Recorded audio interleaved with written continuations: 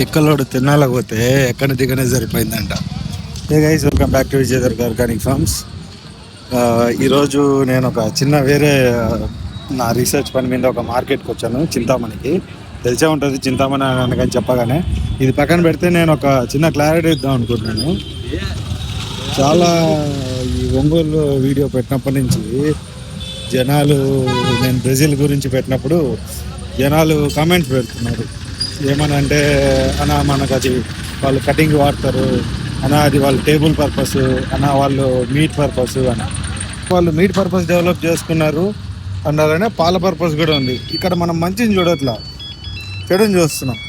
మనకు అవసరమైంది చూడట్లా, అనవసరమైన దాని గురించి పట్టించుకుంటున్నాం. నేనంటుంది ఒకటే, చెడు చూడకపోకుండా మంచి చూడన్నా. ఎందుకు ఎంతసేపు ఉన్న మీట్ పర్పస్ అంటారు.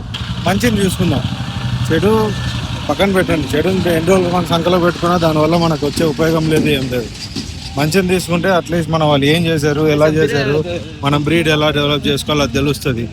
సో నేను చెప్పేది ఇదే, మంచిని తీసుకొని వాళ్ళ దగ్గర ఉన్న అనిమల్ డెవలప్మెంట్ కానీ లేదంటే బ్రీడ్ డెవలప్మెంట్ టెక్నిక్స్ కానీ ఇవి తెలుసుకుందాం. అప్పుడే మనకు అంత హెల్ప్ అవుతుంది. So thank you so much.